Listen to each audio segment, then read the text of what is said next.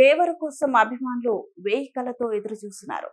చాలా గ్యాప్ తర్వాత తారక్ నటిస్తున్న సినిమా కావడంతో ఫ్యాన్స్ ఎంతగానో ఆసక్తితో ఉన్నారు. ఆశ్చర్య వంటి వైఫల్యం తర్వాత ఎలాగైనా సాలిడ్ హిట్ కొట్టాలనే సంకల్పంతో ఉన్న దర్శకుడు కొరటాల శివ ఈ సినిమాను అత్యంత ప్రతిష్టాత్మకంగా తెరకెక్కించారు. భారీ బడ్జెట్తో ఈ సినిమాను పాన్ ఇండియా రేంజ్ లో విడుదల చేస్తున్నారు. ఈ సినిమాలో సైఫ్ అలీ ఖాన్ విలన్ గా నటిస్తుండటంతో బాలీవుడ్ లోనూ ఈ సినిమాపై భారీ అంచనాలు ఏర్పడ్డాయి. అందుకు అనుగుణంగానే చిత్ర యూనిట్ ఈ సినిమా ప్రమోషన్స్ ను నిర్వహిస్తుంది.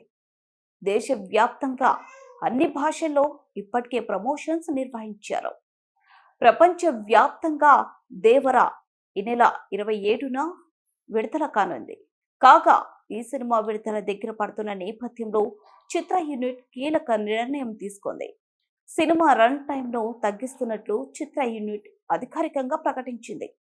దాదాపు 7 నిమిషాలు సినిమా నిడివిని ట్రిమ్ చేసినట్లు చిత్ర యూనిట్ తెలిపింది. దీంతో ఈ సినిమా 2 గంటల 50 నిమిషాల నిడివితో ప్రేక్షకుల ముందుకు రానుంది.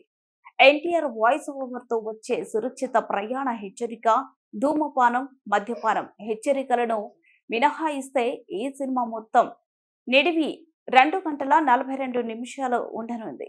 అంతకు ముందు ఈ సినిమా మొత్తం నిడివి 2.50 నిమిషాలకు ఉంది.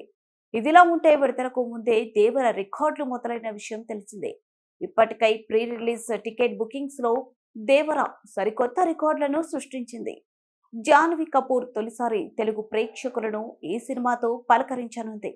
మరి ఇన్ని అంచనాల నడుమ విడుదలకు సిద్ధమవుతున్న దేవర బాక్స్ ఆఫీస్ వద్ద ఎలాంటి వండర్స్ క్రియేట్ చేస్తుందో తెలియాలంటే మరికొన్ని గంటలు వేచి చూడాలి. మరిన్ని అప్డేట్స్ కోసం చూస్తూనే ఉండండి.